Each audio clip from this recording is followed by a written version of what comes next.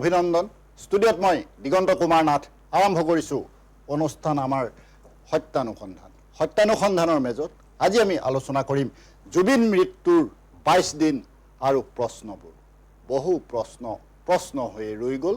বহু প্ৰশ্ন উত্তৰবিহীনভাৱে ৰৈ গ'ল। এই সমগ্ৰ বিষয়লৈ আজি আমি আলোচনা কৰিম। জুবিন গাৰ্গে ন্যায় পাবনে? এই প্ৰশ্ন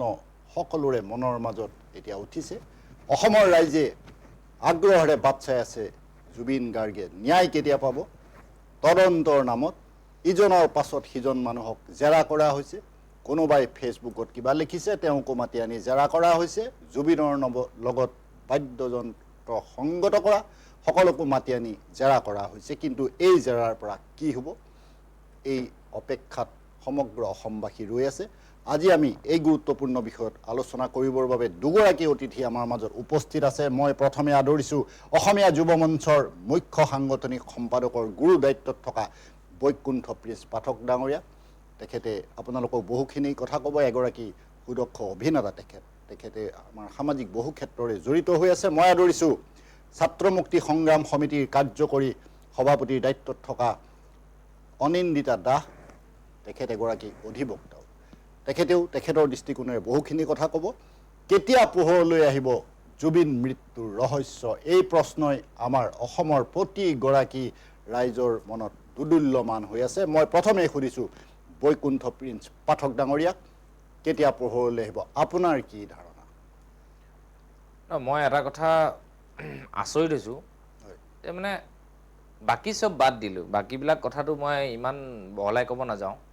মই এটা প্ৰশ্ন খুব মই চিন্তা কৰি আছোঁ যে জুবিন গাৰ্গৰ এজন সম্বন্ধীয় মানে ভাইটি সন্দীপন গাৰ্গ, তেওঁ DSP নে আৰু সমজিলাৰ তেওঁ এডিশ্যনেল SP হিচাপেও তেওঁ কৰ্মৰত। মোৰ প্ৰশ্নটো হৈছে, আমি শেখৰৰ কথা বাদ দিলোঁ, সিদ্ধাৰ্থৰ কথা বাদ দিলোঁ, সকলোৰে কথা বাদ দিলোঁ। কোনোবাই যদি এটা কৈছে, অমৃত প্ৰভাই যদি এটা কৈছে, অন্য এজনে বেলেগ এটা কৈছে। এই সন্দীপন গাৰ্গে মই এটা নিউজত দেখিলোঁ, যেতিয়া আমি জুবিনদাৰ ঘৰতে আছিলোঁ, সেই বেয়া সময় বুলি ক'ব লাগিব, সেইখিনি ভাল সময় বুলি মই কেতিয়াও ক'ব নোৱাৰোঁ। যেতিয়া সেই সময়ত আছিলোঁ, কেমেৰাত পটককৈ নিউজ এটা দেখিলোঁ, এটাই নিউজ দেখিলোঁ, কোনোবা এজন ভাতৃ পলাইছে। তেতিয়া আমাৰ চোৱা নহ'ল। পিছত চালোঁ নিউজটো যে সন্দীপন গাৰ্গ পলাইছে। মই তেওঁক ব্যক্তিগতভাৱে মই তেওঁৰ লগত কি সেইটো বাদ দিয়ক, কিন্তু মোৰ কথাটো হ'ল যে নিজৰ সম্বন্ধীয় ককায়েক এজনৰ লগত ছিংগাপুৰলৈ গৈছে। ১ নম্বৰ, ছিংগাপুৰত এটা ঘটনা সংঘটিত হৈছে। এই গোটেই ঘটনাটো কি হৈছিল, কেনেকৈ হৈছিল, তেওঁ সেইদিনাই আচলতে অসমবাসীক অৱগত কৰিব লাগিছিল। আৰু গৰিমা বৌয়েও যে আজি ন্যায়ৰ কাৰণে লাগি আছে, লিখি থাকিব লগা হৈছে, মই ভাবোঁ প্ৰথম সন্দীপন গাৰ্গে আহি তেওঁক গোটেই কথাখিনি ক'ব লাগিছিলে, জনাব লাগিছিলে। এতিয়া আজি যদি মোৰ সম্বন্ধীয় ভাই এজনৰ লগত, ককা এজনৰ লগত ক'বলৈ যাওঁ, মোৰ পৰিয়ালৰ কিবা এটা হোৱাৰ লগে লগে মই লগে লগে আহিম যে কি হৈছে কি নাই, মই গোটেই কথা মই এনেকুৱা মোৰ লাগিব যে মই আহি কেতিয়া গোটেই কথাখিনি কওঁ। কিন্তু তাৰ এখন বিপৰীত ছবি, সম্পূৰ্ণ বিপৰীত। তেওঁ পলাই দিছে, কিবা কৰিছে। আৰে ভাই, নাটক নেকি? এইবোৰতো নাটক নহয়, বেলেগ এইবোৰ ৰাজনৈতিক বিষয় নহয় যে কিবা এটা কথা ক'লে বেলেগ মানে ফালে গুচি যাব। তেতিয়ালৈকে SIT গঠনেই হোৱা নাই, গোটেই মানুহে কি হৈছে কি নাই এটা দুধুৰ মুধুৰত আছে। তেওঁ লগে লগে গোটেই চবকে ফোন কৰি বা মিডিয়াক ফোন কৰি যে এনেকুৱা এনেকুৱা হ'ল কথাখিনি, এনেকুৱা ধৰণৰ কথা, এই কথাখিনি আচলতে ক'ব লাগিছিলে মানুহজনে। মানে তেওঁ এতিয়া ধৰক, তেওঁ নিজৰ সম্বন্ধীয় ভায়েক বুলি কৈছে, তেওঁ আৰক্ষী বিষয়াটো বাদ দিয়ক, তেওঁ সেইটো প্ৰফেশ্যনেল, তেওঁ নিজৰ এটা বৃত্তিটো আমি বাদ দিলোঁ। এজ এ ভায়েক তেওঁ গোটেই কথাখিনি মানুহৰ আগত জনাব লাগিছিলে। মই এই কথাটো মই কালি পৰহিৰ পৰা মোৰ মন মগজুৱে মানে সুধি আছে মানে নিজকে, যে এনেকুৱা ধৰণৰ কথাবোৰ কিয়? অমৃত প্ৰভাক যদি সোধে, তাইতো কৰি থাকিলে। এটা মানুহে কেতিয়া খোকোজা লাগে? যেতিয়া মানুহটোৱে মিছা কথা কয়। যি মানুহে এনেকৈ নাক খুচৰি জিভা চেলিকি বহুত দেৰি মানে ভাবি ভাবি কথা কয়, সেই মানুহ সদায় কিবা এটা ভাবি লয় কথা কোৱা আগত। কিছুমান মানুহে জিভা চেলিকি ভাল কথা কয়, কিছুমানে আকৌ অভিসন্ধি ৰচনা কৰে। এতিয়া অমৃত প্ৰভাই এটা চেনেলৰ আগত যদি এক ধৰণে মন্তব্য প্ৰকাশ কৰিছে আন এটা আগত অন্য এটা চেনেলত আকৌ এটা বেলেগকে মই মানে নিজে মই হতভম্ব হৈছো এনেকুৱা কিয় হ'ব লাগে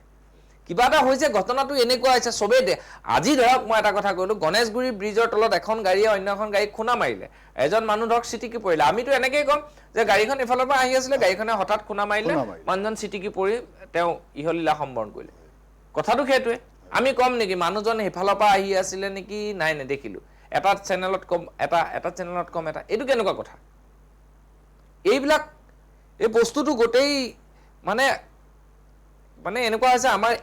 এক ছেকেণ্ড সময় এটা আমাৰ কাৰণে বহুত দীঘলীয়া সময়লৈ পৰিৱৰ্তন হৈছে আমাক উত্তৰ লাগে তাৰমানে উত্তৰ লাগে এই উত্তৰ অসমবাসীয়ে বিচাৰি আছে জুবিন অনুৰাগীয়ে বিচাৰি আছে জুবিন গাৰ্গক ভাল পোৱা প্ৰতিজন অসমীয়াই বিচাৰি আছে এই উত্তৰ আৰু বৈকুণ্ঠ প্ৰিন্স পাঠক ডাঙৰীয়াই এটা উচিত কথা কৈছে পৰস্পৰ বিৰোধী ভাষ্যই অমৃত প্ৰভাৰ নিচিনা এইসকল সতীৰ্থৰ বিপদ মাতি আনিছে আজিও চতুৰ্থ দিনা জেৰা কৰাৰ পাছত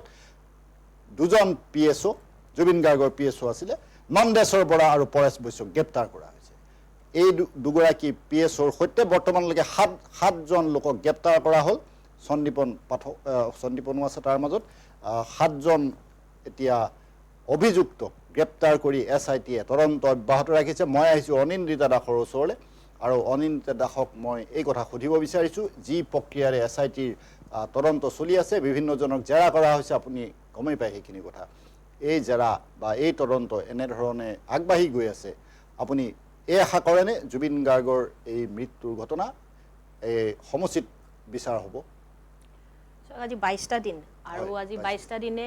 বিভিন্ন তদন্তৰ কথা আমি বাতৰি কাকতত বা আমি সদায় টিভিত শুনি আছো আমি চাই আছো অসমবাসীয়ে লক্ষ্য কৰি আছে আৰু খুব ৰহস্যজনকভাৱে ষ্টেটমেণ্টবোৰ ইটো সিটোৰ পৰস্পৰ হৈ পৰিছে দাদাই ক'লে এতিয়া কথাটো হ'ল কি জুবিন গাৰ্গৰ ন্যায় মই ৰাতিপুৱা এটা মই পোষ্ট লিখিছিলোঁ যে জাষ্টিছ ফৰ জুবিন গাৰ্গ এই কথাটো লিখোঁতেই আঙুলিটো কপি যায় জাষ্টিছ ফৰ জুবিন গাৰ্গ আজি লিখিবলগীয়া হোৱাটো খুব দুৰ্ভাগ্যজনক কথা কিয় জুবিন গাৰ্গৰ বাবে আজি ন্যায় বিচাৰি শিকিব লগা হৈছে অসমবাসীয়ে সেইটো বৰ আশ্চৰ্যজনক আৰু দুখৰ বিষয় কাৰণ জুবিন গাৰ্গ হত্যাটোৱে এক ন্যায় আৰু জুবিন গাৰ্গৰ বাবে আজি তাৰিখত যদি আমি ন্যায় বিচাৰিবলগীয়া হৈছে অসমবাসীয়ে তেতিয়াহ'লে আৰু আমাৰ ক'বলৈ একোৱেই নাথাকিল জাতিৰ বাবে ইয়াতকৈ দুৰ্ভাগ্যৰ কথা একো কথা হ'ব আৰু জুবিন গাৰ্গ মানে অসম মানে জুবিন গাৰ্গ আৰু অসমখনে আৰু অসমীয়া আছিল জুবিন গাৰ্গৰ বাবে ঘৰ আৰু নিজৰ ঘৰখনত যদি আমি জুবিন গাৰ্গক আমি ন্যায়ৰ বাবে চিঞৰি থাকিব লগা হয় ইয়াৰ কাৰণ দুৰ্ভাগ্যজনক বিষয় একো হ'বই নোৱাৰে এতিয়া আহিল তদন্তৰ বিষয় আপোনালোকে দেখি আছে SIT বহিছে এফালে আপোনাৰ উচ্চস্তৰীয় কমিটিও বহিছে এতিয়া মুখ্যমন্ত্ৰীও খুব তৎপৰতাৰে এই বিষয়টো গঠিত হৈছে খুব তৎপৰতাৰে লাগি আছে ঠিক আছে এতিয়া কথাটো হ'ল কি বিভিন্নজনক জেৰা কৰি আছে ঠিক আছে ইনভেষ্টিগেশ্যন এটা প্ৰচেছ চলি আছে যাক দৰকাৰ হয় তেওঁলোকে মাতিবই আৰু জেৰা কৰিবই কিন্তু আশ্চৰ্যজনক বিষয় যে আমি আজিলৈকে এনেকুৱা এটা ইনভেষ্টিগেশ্যন নেদেখিলোঁ য'ত প্লেচ অফ অকাৰেঞ্চত নোযোৱাকৈ ইনভেষ্টিগেশ্যন খতম হ'ব পাৰে প্লেচ অফ অকাৰেঞ্চটো হ'ল আপোনাৰ ছিংগাপুৰ ইণ্টাৰনেশ্যনেল বৰ্ডাৰ পাৰ হ'ব গতিকে আমি যেতিয়া মানে এটা নিৰ্দিষ্ট এটা জাগা মানে অসম হওক অসমৰ কথা বাদে দিয়ক ভাৰতৰ বা বাহিৰত যদি আমি এখন বেলেগ দেশত কিবা এটা ঘটনা ঘটে তেতিয়া যদি সেই ঠাইত যদি আমি ইনভেষ্টিগেশ্যন কৰিবলগীয়া হয় তেতিয়া এক্সট্ৰাডিশ্যন ট্ৰিটি থাকে সেই ট্ৰিটি তেওঁলোকে সেই চৰকাৰৰ লগত আলোচনা কৰিব লাগিব আমাৰ ইণ্ডিয়াৰ পৰা যাব লাগিব গৈ সেই টিমে আলোচনা কৰি সেই নিৰ্দিষ্ট স্পটত তাত কি হৈছিল তাৰ আশে পাশে থকা মানুহ সুধিব লাগিব বিভিন্ন ধৰণৰ প্ৰচেছ থাকে কিন্তু তেনেকুৱা প্ৰচেছ নকৰাকৈ কেনেকৈ ইনভেষ্টিগেশ্যন সম্পূৰ্ণ হৈছে বা কেনেকৈ ইনভেষ্টিগেশ্যন চলি আছে বৰ আশ্চৰ্যজনক বিষয় আইনীভাৱে প্লেচ অফ অকাৰেঞ্চত নোযোৱাকৈ ইনভেষ্টিগেশ্যন সম্পূৰ্ণ হ'বই নোৱাৰে কিন্তু তেনেকৈ ইনভেষ্টিগেশ্যন চলি আছে এতিয়া মুখ্যমন্ত্ৰী ডাঙৰীয়াই কৈছে যে ছিংগাপুৰৰ পৰা মানুহখিনিক অসমীয়া মানুহে মাতক মুখ্যমন্ত্ৰী ডাঙৰীয়াই সদায় কৈ থাকে যে তেওঁতকৈ আৰু প্ৰবল প্ৰতাপী মানুহ কোনোৱে নাই গতিকে তেওঁ কৰিব নোৱাৰা কামেই নাই গতিকে ছিংগাপুৰৰ পৰা অসমীয়া মানুহে ছিংগাপুৰবাসী আপোনাৰ প্ৰবাসী অসমীয়া কিয় মাতিবলগীয়া হৈছে তেওঁৰ এটা কথাত আহিব লাগে গতিকে এই কথাবোৰৰ পৰা এজন আহিছে ৰূপকমল কলিতা এজন পাইছোঁ এতিয়া সেইটোৱে কৈছোঁ আমি তেওঁ অসমীয়া মানুহক হেঁচা দিছে যে আমি মাতি আনিব লাগিব তেওঁলোকে নিজে আহিব লাগে তেওঁতো প্ৰবল প্ৰতাপী মানুহ তেওঁ কৰিব নোৱাৰা কাম একোৱেই নাই আৰু জুবিন গাৰ্গৰ ন্যায়িক বিষয়টো কোনো ধৰণৰ লেহেমীয়া হ'বই বা কোনো ধৰণৰ গাফিলতি হ'বই নোৱাৰে যিকোনো সীমা পাৰ কৰি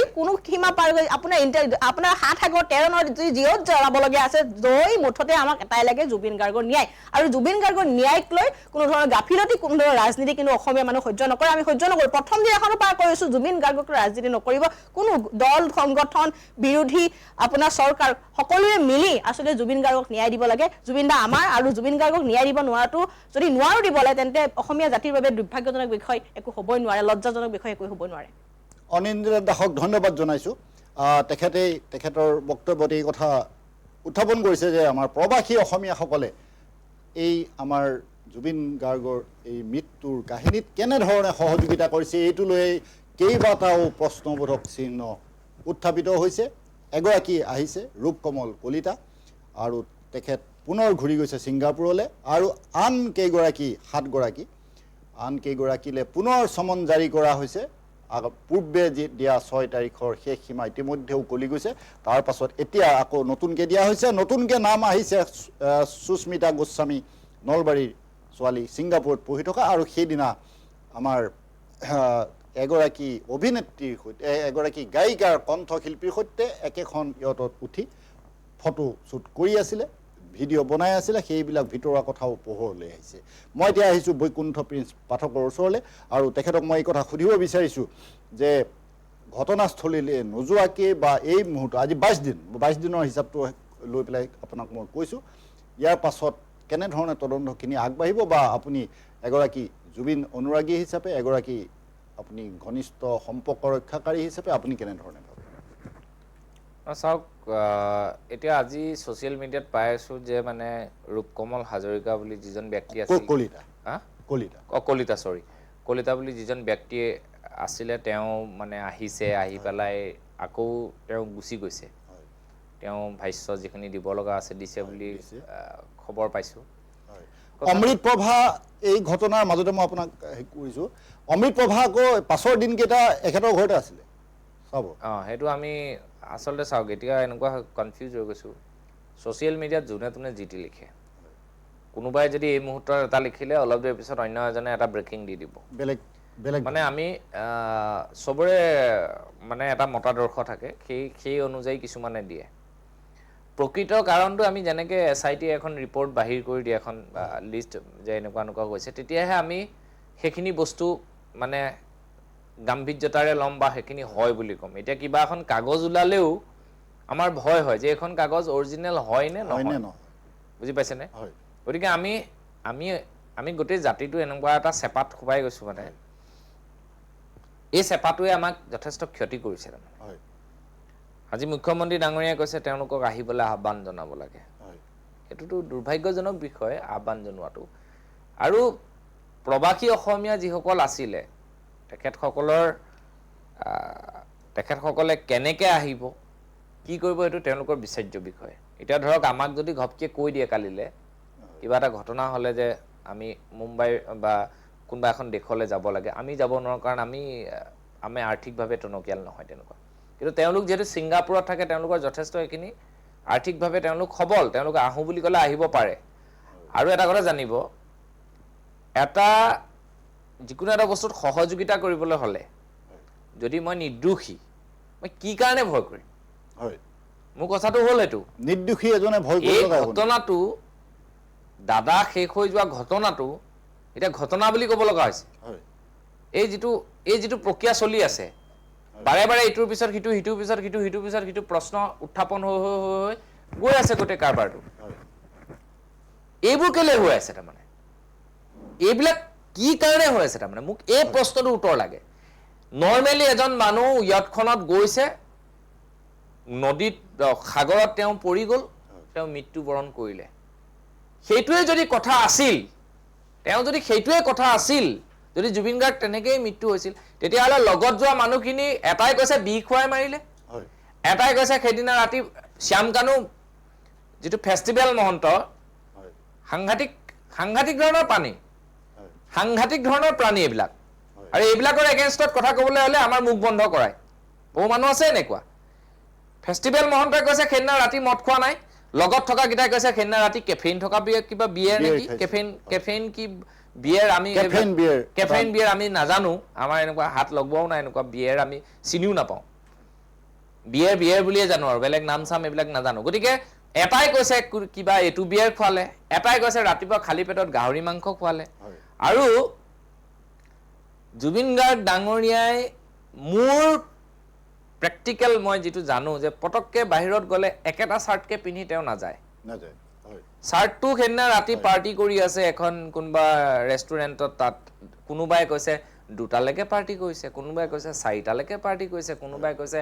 এটা বজাত খুবলে গ'ল আৰে ভাই তোমালোকৰ ইমান গণ্ডগোল কিয় একেলগে থকা মাথাৰ বিকৃতি ঘটিছে নিহতৰ মাথাৰ বিকৃতি ঘটিলেহে মানুহ এনেকে কথা কয় প্ৰতি মুহূৰ্তত বেলেগ ইনক্লুডিং তেওঁ ভাইকজন আছে ভাইকজনে সবে কবলে এইটো হ'ল আজি শেখৰে প্ৰথম আহি এটা কোনবা ইউটিউবৰ লগত ইনফ্লুয়েন্সাৰ লগত মানে কিবা কিবি মন্তব্য দিলে আমি সেইখিনিকে লৈ পেলাই অলপ শান্তনা বলু কিবা এটা কিবা হৈছে তাৰ পিছত আকৌ উল্টা মাৰি দিলে কৈ দিলে বোলে কি হেৰি যদি তেনেকুৱা খুৱাইছিলে ডাইৰেক্ট হি ফোন কৰি কব লাগিছিলে যে যিসকল ঘনিষ্ঠ আছিল জয়ন্ত কাকতি ঘনিষ্ঠ বংকিম দা ঘনিষ্ঠ গৰিমাবক লগে লগে ফোন কৰিব লাগিছিলে যে গৰিমাব এনেকুৱা কাম কৰিছে ইমান ডাঙৰ ঘটনা এটা হৈছে হয় এক কৰিব লাগিছিলে নাই অসমৰ জনসাধাৰণে এইবিলাক বস্তু চাই আছে নে নাই কিহৰ ইমান জেলিপি পাক কিহৰ জেলিপি পাকটো কিয় মানে মই সেই বস্তুটো বুজি পোৱা নাই নৰমালি মোৰ যদি এজন বন্ধু মৰে কবাত ঢুকায় তেতিয়া মই নৰমালি মই কাহিনীটো কম তাৰ ওচৰত থকা মানুহে মই আপোনাক যেনে কৈছো গণেশগুৰিত এখন গাড়ী এক্সিডেন্ট হলে দোকানীজনক যেটো খুলিব যে গাড়ী এখন এনেকে দেখিলো হেৰি হল আমি তাত আৰু বেলেগকে জেলিপি পাক দিবলগীয়া কথা নাই তেওঁলোকে কিন্তু মানে গোটেই বস্তুটো জেলিপি পাক কৰি কি এজনে যদি কয় 2টা বজাত এজনে কয় 3টা বজাত এজনে যদি কয় 4টা বজাত হেটা ঘড়ি চোৱাও খেলি মানে আৰু ওয়েব সিৰিজৰ নিচিনা তেওঁলোকে এইবিলাকটো কৈ থকা কথা এইবিলাক মোৰ মুখেৰে ওলাইছে যদি কৈ থকা কথা ইমানেই তেওঁলোকক এসআইটিয়ে কঠোৰভাৱে তেওঁলোকক ল'ব লাগিব যেটো কথা মুখেৰে ওলাই যাবলৈ বাধ্য হয় আৰু এই চক্ৰান্তটো যদি চক্ৰান্ত বিহত এটা নেক্সাস বুলি ক'ব লাগিব এই যদি চক্ৰান্তটো কৰিছে এই চক্ৰান্তটো আজিৰ নহয় আজি যেনেকে জুবিন গাৰ্গৰ ঘনিষ্ঠ এগৰাকী কণ্ঠশিল্পীয়ে কৈছে যে তেওঁ 5 কোটি টকা এটা মই জীৱান দূৰলৈকে গম পাওঁ পহু কানে আমাৰ খবৰবোৰ ক'বাত শুটিঙত কথা ওলাল কিবা ওলাল এনেকে পাই থাকো এতিয়া আৰু আমাক কোনবাই মাতি নি খুদিলে আমি কিমান সময়ত কৈছিল কোনে কৈছিল আমিতো এইবিলাক ডায়েৰী মেইনটেইন নকৰো কোনোবা এটা কথা শুনিলে এফালে ওলাই দিলো যেনে কৈছে যে 5 কোটি টকা এটা তেওঁ ঘৰ এটা কিনিবলে কৰবাত বোলে এসবি কিবা ঘৰ এটা নিলাম কৰিছিলে 20 কোটি টকাৰ ঘৰ এটা 5 কোটি টকাত দিব জুবিনাই কিনিব বিচাৰিছিলে তেওঁ কিনিব নোৱাৰিলে আপুনি ভাবক এজন মানুহে জীৱন কালত 38000 গান গাইছে 38000 বেছিয়ে আছে হিসাব কৰবাত খেলি মেলিলে 40000 এৰ এবভ তেওঁ গান গাইছে 10000 8000 আমি বাদে দিলো এটা গানত 10000 কে যদি ৰেমুনাৰেচন লয় এজন শিল্পীয়ে কোৰৰ টকা তেওঁ একাউণ্টত থাকিব লাগে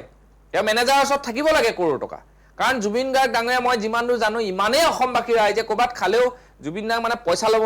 মানে হেৰি নকৰে সিদ্ধাৰ্থে কি কয় জুবিন দা কিন্তু এটা সাংঘাতিক ডাঙৰ গুণ আছে দেই তেওঁ একদম ক'বাত খালে জানে যে জুবিন গাৰ্গক ফ্ৰীকে খুৱাব জুবিন দাই পইচা দিছ নাই বুলি পেনটো এনেকে ওপৰলৈ টানি খুদে মই গুৱাহাটী এড্ৰেছত এবাৰ খাবলৈ গৈছিলো দাদাৰ লগত জুত নিয়ালি থকা তেতিয়া তাতে মই দাদাই মানে একদম বাৰে আহিছে নাই দাদা নাই এইটো নকৰিবা এইটো তোমালোকৰ বিজনেছ বুজি পাইছে নে মানুহজন কিমান সক্ৰিয় হৈ থাকে প্ৰত্যেকটো ক্ষেত্ৰত আৰু মানুহে যে ভাবে জুবিন গাৰ্গে একেৰাহে মদ খাই নাথাকে তেনেকে মদাহী নহয় মদপি নকয় কাবাক যে এই যে শ্যামকানুৰ মহন্তই যে পতা অনুষ্ঠানত যে চুট মাৰিছিলে গুৰ মাৰিছিলেগে তাৰ হিচাপত সেইনা মুখত মাৰিব লাগিছিলে জুবিন দাই সেইটো নকৰি যেনিবা গুৰটো মুখতে মাৰিছে কিন্তু গেটখনত মাৰা দেখাইছে সেইটো মদ খাই মাতলামি বুলি ভাবিব নালাগে মানুহে জুবিন গাৰ্গৰ ক'বাত এইটো চাকে খুব আছিল আৰু এই খুব উজাৰি এনেকুৱা ধৰণৰ কাম কৰিছে আৰু এতিয়া লেটেং পেটেং কথা মৃত্যুলে কিন্তু আমি ভয় কৰা মানুহ নাই আমাক প্ৰত্যেকটো কথাৰ উত্তৰ লাগিব আৰু ইহঁত বিলাকে যি ধৰণে জেলেপি পাক দিছে নহয় অসমীয়া ৰাইজে হওক মই ভাবো চৰকাৰৰ লগত জড়িত প্ৰত্যেকজন ব্যক্তি জুবিন অনুৰাগী উচিত এটা আমাক উত্তৰ লাগে ইয়াৰ পৰা এটা গুৰুত্বপূৰ্ণ কথা আমাৰ পাঠক ডাঙৰীয়াই আপোনালোকৰ সন্মুখত বিশ্লেষণ কৰিছে সঁচাকৈ এনে বহু প্ৰশ্ন আছে এনে বহু কথা আছে যিবোৰ কথাৰ এই মুহূৰ্তত কোনো উত্তৰ নাই আৰু অসমবাসী উদ্বিগ্ন হৈ থকাৰ বহু দিন হ'ল আজি 22 দিন পাৰ এতিয়া আমাৰ আবেগিক হোৱাৰ লগতে আমাৰ খং উঠা আৰম্ভ হৈছে এতিয়া আমি খুবত জ্বলি পকি আছো তাৰমানে অপেক্ষা কিমান কৰিব ধৈৰ্য কিমান ধৰিব সকলো তেনেধৰণৰ কথালৈ আহি গৈছে মই এতিয়া আহিছোঁ অনিন্দিতা দাসৰ ওচৰলৈ আৰু অনিন্দিতা দাসক মই এটা কথা পোনপটীয়াকৈ সুধিব বিচাৰোঁ যে জুবিন গাৰ্গৰ যি সৃষ্টি জুবিন গাৰ্গৰ যি সম্পদ এই সম্পদ সংৰক্ষণ সংবৰ্ধনৰ গোটেই দায়িত্ব আমাৰ অসমবাসীৰ ওপৰত আমি অসমবাসী এইখিনি সংৰক্ষণো কৰিব লাগিব সংবৰ্ধন কৰিব লাগিব বা এইখিনি আমাৰ উত্তৰণৰ প্ৰজন্মৰ মাজত একেদৰে অক্ষুণ্ণ ৰাখিব লাগিব এইখিনিও কথা ইয়াত আছে কিন্তু মই আপোনাক সুধিব খোজা কথাটো অকণমান বেলেগ কেইদিনমানৰ আগতে মই এটা শ্ব'ত আমাৰ টক শ্ব'ত এটা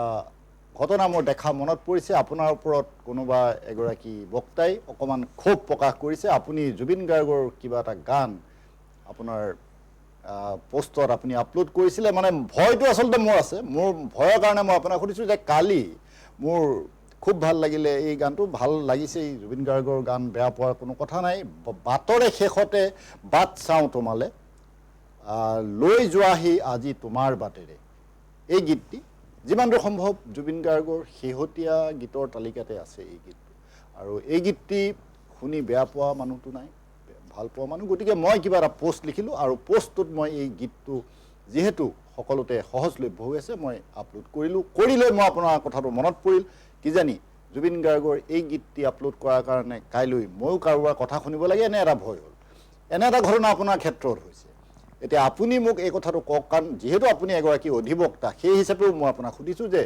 এনেধৰণে যদি আমি আমাৰ শিল্পীসকলৰ গীত আমি অসমীয়া মানুহকেইটাই গাব নোৱাৰোঁ আমাৰ নিজৰ মানুহখিনিয়ে গাব নোৱাৰোঁ আমি যদি ব্যৱহাৰ কৰিব নোৱাৰোঁ ইয়াত মই পাইৰেচি কথা কোৱা নাই তেতিয়াহ'লে মই কাইলৈ সুধাকণ্ঠৰ গীতো গাব নোৱাৰিম মই ভূপেন হাজৰিকাৰ গীতো গাব নোৱাৰিম মই আনন্দীৰাম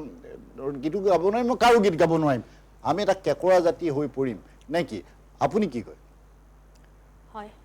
দাদা প্ৰশ্নটো আচলতে হয় এটা বিশেষ টক শ্ব'ত এজন পৰিচালকে মোৰ ফটোখন দেখাই এটা প্ৰশ্ন কৰিছিলে যে প্ৰশ্ন হয় ঠিক তেওঁ খং উজাৰিছিলে এইখিনিতো ৰাইজে শুনিছে তেওঁৰ বাৰু তেওঁ আমাতকৈ যথেষ্ট জ্যেষ্ঠ তেওঁ যিয়ে নকওক চাওক আমি ৰাজেশ ভূঞাদাৰ যিটো সৃষ্টি সেই সৃষ্টি চাই আমি ডাঙৰ হৈছোঁ কৰিছোঁ গতিকে তেখেতক আমি সন্মান কৰোঁ কাৰণ তেওঁলোকক আমি সেই একদম সৰুৰ পৰা দেখিছোঁ তেওঁলোক হ'ল আমাৰ কাৰণে এটা আদৰ্শ গতিকে তেওঁলোকে যদি আপোনাৰ কিবা খং কৰিছে সেইটো আমি আশীৰ্বাদ হিচাপে গ্ৰহণ কৰিছোঁ হয়তো কিবা আমাৰ ভুল হৈ যাবও পাৰে আৰু সেই ভিত্তিতে যদি কিবা কৈছে এই মুহূৰ্তত জুবিন দাৰ কাৰণে গালি কিয় সকলো খাবলৈ আমি সাজু আছোঁ যদি কিবা ভুলো কৰিছোঁ কিন্তু হয় এটা কথা আমিও ধৰক সামাজিকভাৱে জড়িত হৈ আছোঁ আমি যেতিয়াই পাৰোঁ যেনেকৈ পাৰোঁ নিজক সামাজিকভাৱে যথেষ্ট সচেতন চেষ্টা সদায় কৰিছোঁ যে নিজক সমৰ্পিত কৰিছোঁ যেনেকৈ পাৰোঁ অন্ততঃ আপোনাৰ সমাজখনক যেতিয়া দৰকাৰ হয় বুলি ভাবোঁ যে মোৰ কেতিয়াবা মাতষাৰ দিয়াৰ মই সদায় মাতটো দিবলৈ চেষ্টা কৰি আহিছোঁ আৰু সেইদিনাখনো তেনেকুৱা এটাই ঘটনা হৈছিলে আপোনাৰ পাইৰেচিৰ কথা নাযাওঁ লিগেল ছাইডটোলৈ নাযাওঁ লিগেল ছাইডটোৰ কথা ক'লে তেওঁ বহুতখিনি কথাই ওলাব সেই আইনী কথালৈ আজি নাযাওঁ কিন্তু মই সেই জুবিন দাৰ বিষয়টোলৈ কৈছোঁ সাধাৰণতে মই ছ'চিয়েল মিডিয়াত খুব চিডিঅ' আপলোড কৰি নাথাকোঁ তেনেকুৱা হেৰি নাই আৰু খুব কৰিছোঁ যদিও পাৰ্টিকুলাৰ কিছুমান বস্তুহে কৰিছোঁ আপোনাৰ ছ'চিয়েল মিডিয়া হেণ্ডেলটো থাকিলে গমেই পাব আৰু মোৰ কোনো কণ্টেণ্ট মনিটাইজেশ্যন নাই মই যদি চাই মোক দেখাই দিব পাৰিম এতিয়াও গতিকে সেইদিনাখন কি হ'ল গানটো যেতিয়া ৰিলিজ হ'ল লিংকটো পালোঁ লিংকটো পাই আপোনাৰ প্ৰথমে মই শ্বেয়াৰ কৰিছোঁ তাৰপিছত স্ক্ৰল কৰি আছোঁ স্ক্ৰল কৰি থকা সময়ত এই ভিডিঅ'টোৰ কিছু পাৰ্ট বহুত লোকে আপলোড কৰিছে তাৰপিছত বহুত লোকে মোৰ চিনা জানা আপোনালোকৰ খুব মানে চিনাকি মুখে আপলোড অলৰেডি কৰিছে তাৰপাছত মই এজনৰ পৰা এটা পাৰ্ট খুব ভাল লাগিলে মোৰ মনৰ দুচকুত সেই পাৰ্টটো মানে খুব মানে উচ্চ অনুকম্পনা হাই স্কেলত গোৱা সেই পাৰ্টটো মোৰ মানে একদম মই মানে এনেকুৱা এটা সেই মুহূৰ্তত মই এতিয়া মই হয়তো মানে আপোনাক এক্সপ্লেইন কৰিব নোৱাৰিম যে এই কণ্ঠটো আৰু চাগে কেতিয়াও শুনি নাপাম ৰৈ বিনালেৰ ছবিখনৰ গীতৰ পাছত আৰু জুবিন গাৰ কণ্ঠ আমি কেতিয়াও শুনি নাপাম নতুন গান কেতিয়াও শুনি নাপাম গতিকে সেই যিটো অনুভৱ সেই মুহূৰ্তত মই আইনৰ কথা নাজানো মোৰ অহা নাই কমপ্লিট আউট অফ ইমোশ্যন ঠিক আছে মই গানটো লগালগ ডাউনলোড কৰিছোঁ 50 ছেকেণ্ডৰ ডাউনলোড সেই মানে বিশেষ ব্যক্তিজনৰ পৰা ফেচবুকত ডাউনলোড কৰি পেলাই এটা লাইন লিখি দিছিলোঁ লাইনটো আপোনাৰ মই পঢ়ি দিম পঢ়ি দিয়াটো জৰুৰী চাগে পঢ়ি দিম এক ছেকেণ্ড গুচি গ'ল গুৰুত্বপূৰ্ণ হয় মই এটা লাইন লিখিছিলোঁ খুব আৱেগিক হৈ পেলাই আৰু সেই পোষ্টটো মই তেনেকৈয়ে কৰি দিছিলোঁ কৰি দিয়াৰ পাছত মই আৰু তাৰপিছত এৰি দিলোঁ গম নাপাওঁ ৰাতি গম পাওঁ যে এটা টক শ্ব'ত মোৰ ফটো হওক বৰ বেয়াকৈ মানে এটা হেৰি হৈছে চবে মোক যেতিয়া জনালে মই তেতিয়া আচৰিত হৈছোঁ কি হ'ল মই কি কৰিলোঁ কি কিন্তু একো নাই সেইখিনি চাওক আমি তেওঁলোকে ডাঙৰ জ্যেষ্ঠ হিচাপে কিবা কৰিছে যদি কিবা ভুলো কৰিছোঁ তেওঁলোকে মানে ক'ব পাৰে কিন্তু এটা কথা জানো মানুহৰ এটা সংযম সীমাহীনতা সংযম এটা থাকিব লাগে সকলোৰে থাকিব আমি যদি কেতিয়াবা আমিও ধৰক আজি এতিয়া মই বহি আছোঁ মোৰ যদি খং উঠিছে মই যদি যি টি কৰি দিওঁ এটা সামাজিক মাধ্যমত মোকো চাগে শোভা নাপাব গতিকে খং আমাৰ সকলোৰে থাকে খুব সকলোৱে থাকিব পাৰে আৰু ডাঙৰজনে যদি আমাক ভাল দিশটো দেখাই আমি ল'ম আৰু মানে ডাঙৰক আমি যিহেতু ফ'ল' কৰোঁ গতিকে সেইটোৱে যে তেওঁলোকে যিয়ে কৰিছে সেইটো আমি আশীৰ্বাদ হিচাপে লৈছোঁ কাৰণ এইটো বিষয়টো জুবিন গাৰ্গ মই লাইনটো পঢ়ি দিম কি লিখিছিলোঁ ৰৈ ৰৈ বিনালে ছবিখনৰ প্ৰথম গীতটো মুকলি হ'ল যেন তেখেত আমাৰ মাজতে আছে এই মাতটো যে আৰু নুশুনিম কেতিয়াও আৰু লিংকটো লগত শ্বেয়াৰ কৰি দিছিলোঁ এইটো মোৰ আছিলে পষ্ট আৰু তাত অনলি 50 ছেকেণ্ডত তাৰপাছত মোক পাইৰেচি কৰা বুলি ব্যৱসায় চবচে মোৰ দুখ লাগিল দেই মানে বেলেগ মোৰ কথাত সকলোকে আঘাত লাগিলে ইহঁতে ব্যৱসায় কৰি বোলে ব্যৱসায়ী বুলি মানে আপোনাৰ পইণ্ট কৰিলে মই ফেচবুকৰ পৰা ব্যৱসায় কৰিবলগীয়া আজিলৈকে হোৱা নাই গতিকে সেইটো কথা খুব আঘাত লাগিলে আৰু জুবিন গাৰ্গক লৈ ব্যৱসায় সেইটো আৰু তাতকৈ বেছি আঘাত মানে বুকুত লাগিছে কাৰণ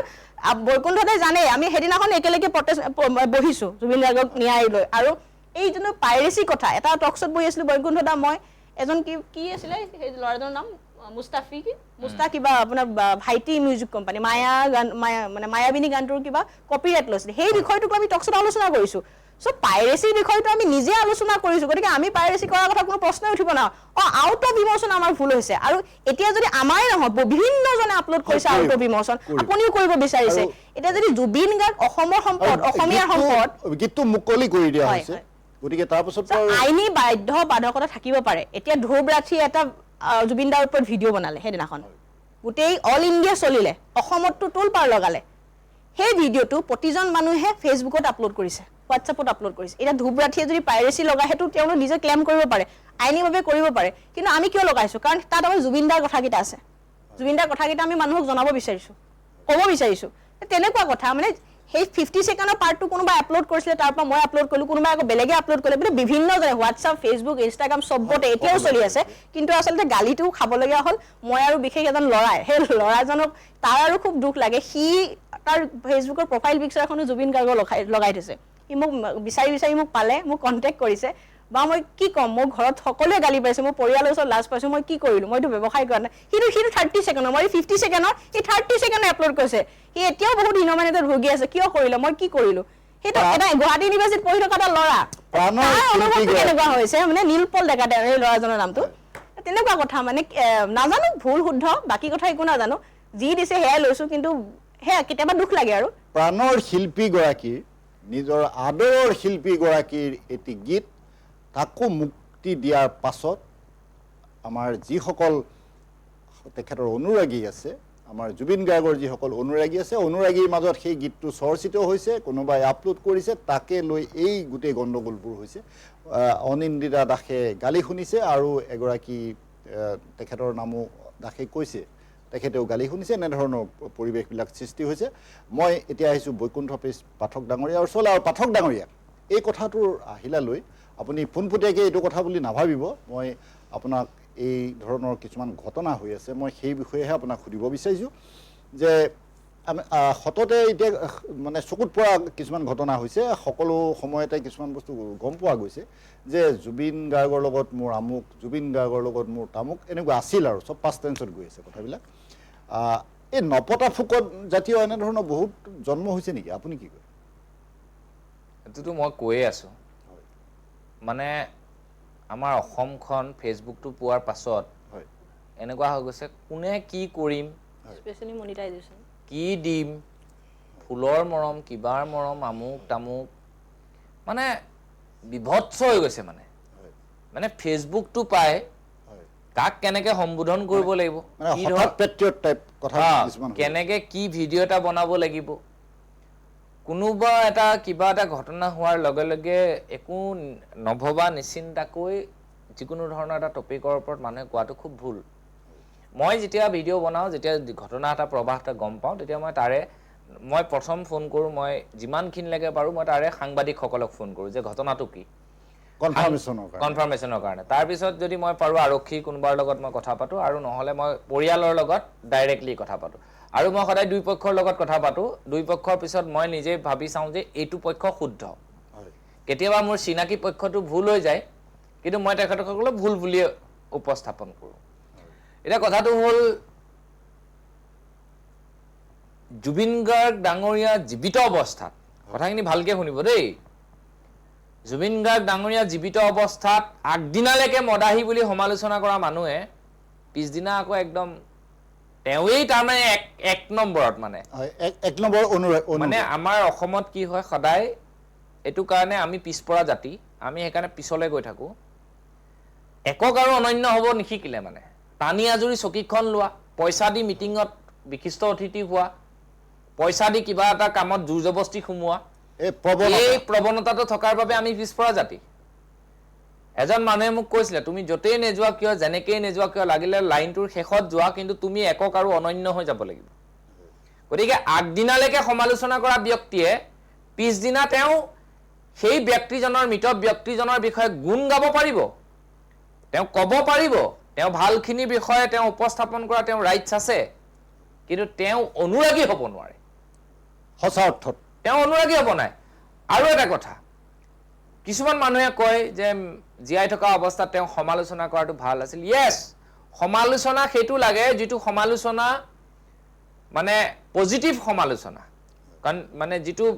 সমালোচনা কৰিলে মানুহ এজনে এটা সঠিক পথ দেখা পায়। তাকে নকৰি কিছুমানে কি কৰে, মানুহজনক ডমিনেট কৰা, মানুহজনক শেষ কৰি দিয়া, এটা পৰ্যায়ত ৰখাই দিয়া, হেঁচা প্ৰয়োগ কৰা, মানসিক চাপ বৃদ্ধি কৰা,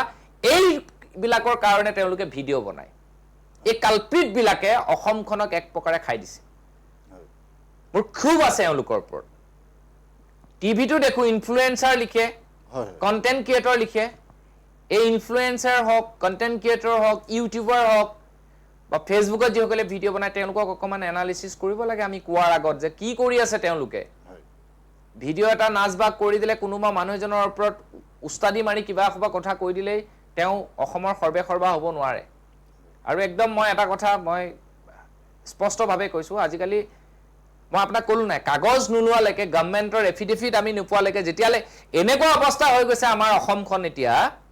যে মুখ্যমন্ত্ৰীৰ টুইট বা মুখ্যমন্ত্ৰীৰ পেজত নহালৈকে বা আছাম পুলিচৰ পেজত নহালৈকে আমি কিবা এটা বস্তু হয় নে নহয় নিশ্চিত কৰিব নোৱাৰা হৈ গ'লো। গতিকে এই আপুনি ক'বৰ দৰে নপতা ফুকন কিছুমানে, পতা ফুকনখিনি যিসকলে কাম কৰি থৈছে, যিসকলে জুবিন গাৰ্গক অনেষ্টলি ভাল পাইছিলে, তেওঁলোক জেলত আছে। আজি ভিক্টৰ দাসৰ প্ৰসংগ, আজি অজয় ফুকনৰ প্ৰসংগ। ভিক্টৰ দাস আৰু অজয় ফুকন মোৰ আদৰ্শৰ লগত একেবাৰে মিল নাই। মোৰ কাষতে বহি থকা ভণ্টিজনীৰ লগতো মোৰ আদৰ্শগত ফাইট চলি থাকে। তেওঁলোকৰ শীৰ্ষ নেতৃত্বক মই সমালোচনা কৰি থাকোঁ, আদৰ্শৰ সংঘাত। কিন্তু মোৰ জুবিন গাৰ্গৰ ক্ষেত্ৰত, আমাৰ জুবিন গাৰ্গৰ ক্ষেত্ৰত, মৰমৰ জুবিন দাৰ ন্যায়ৰ ক্ষেত্ৰত মোৰ কাৰণে প্ৰত্যেকজন ব্যক্তি, জাতি ধৰ্মৰ উৰ্ধত প্ৰত্যেকজন ব্যক্তি, অসমক ভাল পোৱা প্ৰত্যেকজন ব্যক্তিয়ে মোৰ কাৰণে সকলো সমান। গতিকে মই এই মুহূৰ্তটো কৈছোঁ, মোৰ কি বেয়া হ'ব লাগে হওক, মোৰ ভাল হ'বলৈ আৰু চাগে আৰু জীৱনত আমি এই সুখটো বেদনাটো বুজি পাওঁ যে আমাৰ আৰু ভাল হ'বলৈ কি আছে, কিনো আছে পৃথিৱীত। ইমান দিন এই আজি 36-7 years হ'ল মোৰো, যি পাইছোঁ আৰু যি পাইছোঁ। গতিকে আমাৰ মেইন সম্পদেই আমাৰ মাজৰ পৰা হেৰাই গৈছে। আৰু মেইন সম্পদ হিয়াৰ আমঠু হেৰাওঁতে অত্যন্ত ধৰণে আমি ভিন্ন প্ৰক্ৰিয়াৰে আমাক এটা দুমোজাৰ মাজত, বেমেজালিৰ মাজত সোমোৱাই দিলে। এই কথাবিলাক বোকা ছটোৱা, ৰাজনীতি কৰা, এই মানুহবিলাকক স্পষ্ট ভাষাৰে কৈছোঁ, এইবিলাক নকৰিব। কিন্তু অসমৰ ৰাইজ খুব ক্ষোভিত হৈ আছে, পুংখানুপুংখকভাৱে চাই আছে। কোনোবাই ভয় ভাবুকিত, কোনোবাই নিজৰ পদবী ৰক্ষাৰ ক্ষেত্ৰত কিবা কথা ক'ব পাৰে, কিন্তু এটা কথা জানিব, অন্তৰত কিন্তু আমাৰ এই হৃদয়ত, চকুত, মন মগজুত কিন্তু কেৱল জুবিন গাৰ্গ ডাঙৰীয়া আছে। আৰু জুবিন গাৰ্গ ডাঙৰীয়া ক্ষোভবিলাক পুঞ্জীভূত হৈছে। এটা গুৰুত্বপূৰ্ণ কথা বৈকুণ্ঠই উত্থাপন কৰিছে। আমি এটা গুৰুত্বপূৰ্ণ বিষয়ত আজি আলোচনা কৰি আছোঁ, জুবিন মৃত্যুৰ 22 দিন আৰু প্ৰশ্নবোৰ। এই গুৰুত্বপূৰ্ণ বিষয়টোলৈ আমি কিছু সময়ৰ পাছত আলোচনালৈ পুনৰ আহিম। এতিয়া লৈছোঁ খন্তেক সময়ৰ বাণিজ্যিক বিৰতি।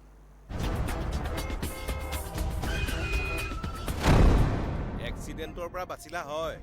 কিন্তু এই ধোঁৱা ধূলি সোপাৰ পৰা কেনেকৈ বাচিবা হে? এইবোৰে কলিজা হাওঁফাওঁ চব খাব, বুজিছা? হাৰ্ট এটেক হৈ মৰিব লাগিব। মোৰ চকুকেইটাও পুৰিছে, বুজিছেনে? মুঠৰ ওপৰত মৰণ ফান, উশাহৰ বায়ুকণো বিষাক্ত হ'ল। বিষাক্ত হ'ল বুলি নক'ব, আমাৰ কিছুমান কাম কাজেহে বায়ু বিষাক্ত কৰিলে। প্ৰদূষিত বায়ুৰ ফলত হৃদযন্ত্ৰ, হাওঁফাওঁ, মস্তিষ্ক, যকৃত, বৃক্ক আদি ৰোগত আক্ৰান্ত হোৱাৰ লগতে মৃত্যুৰ কাৰণো হ'ব পাৰে। অঁ আমি তেনে কাম কাজৰ কিবা একোটা হয়, প্ৰদূষণ ৰোধী ব্যৱস্থা ল'ব লাগিব। আহক আমি বায়ু প্ৰদূষণ ৰোধ কৰোঁ। অসম প্ৰদূষণ নিয়ন্ত্ৰণ পৰিষদৰ দ্বাৰা প্ৰচাৰিত। स्कैमर्स की विकेट टपकाने की कोशिशें जारी, क्या होगी समाप्त बल्लेबाजों की पारी? हेलो मैडम, बिजली विभाग से बोल रहा हूँ। इस लिंक पे पैसे भरे वरना बिजली कट जाएगी। बिजली कट जाएगी? बिजली कट जाएगी बोल रहे? टेंशन का माहौल, बल्लेबाज जाल में फंसते हुए। काट दो हैं? वैसे भी आज कैंडल लाइट डिनर का प्लान है। कैंडल लाइट आंटी भर दो ना प्लीज। मुंह तोड़ जवाब, कमाल की साझेदारी ने कर दिया स्कैमिंग टीम को परास्त। बी अलर्ट, बी स्कैम से।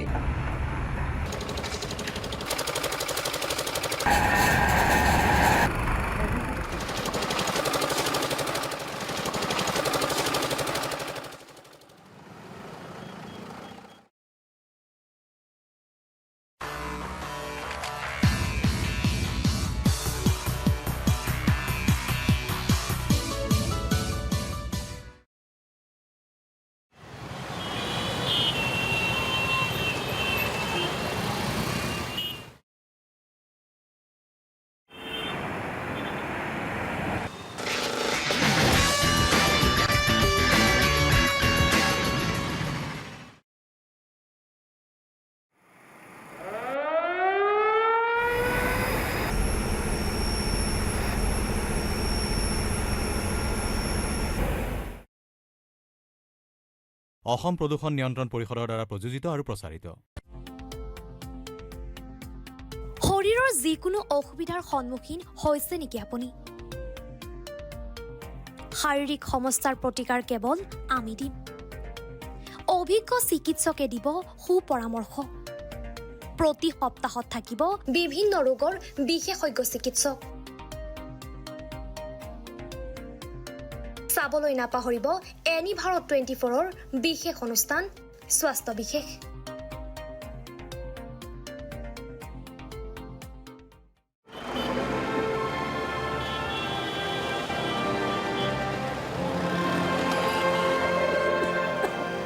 গোটেইখন ধোঁৱা ধোঁৱা হ'ল।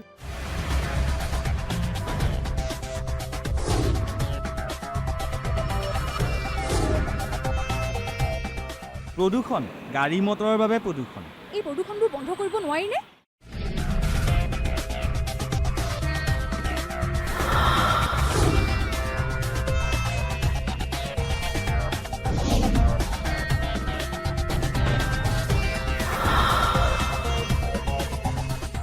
বহু পৰিমাণে কমাব পৰা যায়। এই প্ৰদূষণে কম ক্ষতি কৰিছেনে বাৰু? সেই কথা আমি নিজে নুবুজিলে কোনে বুজাব?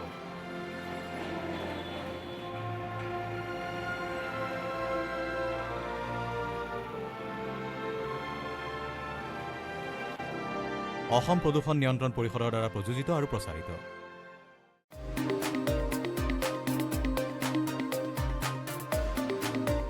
আপোনাৰ ঘৰখন আৰু অফিচটো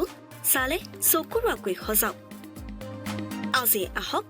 সকলো ধৰণৰ অত্যাধুনিক ফাৰ্নিচাৰৰ বাবে চিটি ফাৰ্নিচাৰ 6 মাইল গুৱাহাটী। আমাৰ ঠিকনা 6 মাইল পাঞ্জাবাৰী ৰোড পুৰবিটাৰীৰ সন্মুখত গুৱাহাটী।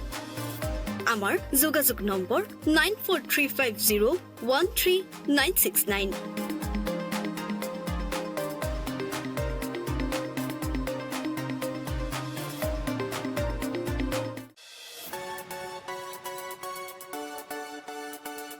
ৰঙাপাৰাবাসীৰ বাবে সুখবৰ। আপুনি যদি দুচকীয়া বাহন ক্ৰয় কৰিব বিচাৰিছে তেন্তে এতিয়াৰ পৰা আৰু চিন্তাৰ কোনো প্ৰয়োজন নাই।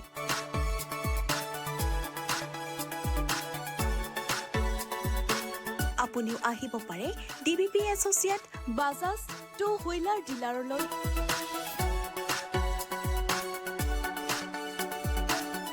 আমাৰ ঠিকনা হৈছে ৱাৰ্ড নং ৮ ঠাকুৰবাৰী ৰোড, ডাকঘৰ ৰঙাপাৰা, জিলা শোণিতপুৰ, অসম। আমাৰ যোগাযোগ নম্বৰ হৈছে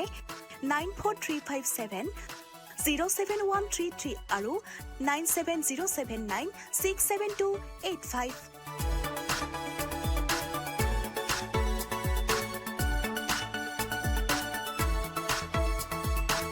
बिजनेस रजिस्टर हो गया? यस, सिर्फ करंट अकाउंट बाकी है। करंट अकाउंट के लिए तो SBI बेस्ट है। US मशीन मिलेगा और QR कोड भी। Best cash deposit limit, east और वेस्ट इंडस्ट्री में बेस्ट। सबको पता है। SBI करंट अकाउंट बेस्ट है, सबको पता है। এ বাইদেউ কি কৰে জাবৰ পেলাও আকৌ এইবোৰ এই পলিথিন প্লাষ্টিকৰ জাবৰবোৰ সদায়তো এই নলাটোতেই পেলাই আহিছো পলিথিন প্লাষ্টিক পেলাই নলাটো একেবাৰে বন্ধ কৰি পেলাইছে পানী ওলাই যাব নোৱাৰে নহয়নে বাইদেউ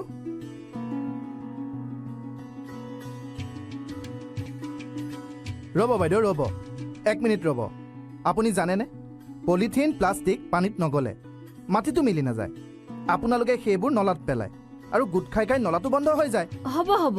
আৰু নেপেলাও দিয়ক জ্বলায়ে দিম আৰু বেছি বেয়া হ'ব জ্বলালে বায়ু বিষাক্ত হ'ব তেনেহলে কি কৰিম জাবৰ নিবলৈ অহা নাইবা ফেৰিৱালাক দি দিব তেওঁলোকে কাৰখানাত বেচিব আৰু কাৰখানাত নতুন বস্তু বনাব বুজিলেনে বুজিলো প্লাষ্টিক পলিথিন যতে ততে নেপেলাব আৰু নজ্বলাব নিবলৈ অহা মানুহকে দি দিবচোন 2 পইচা পাব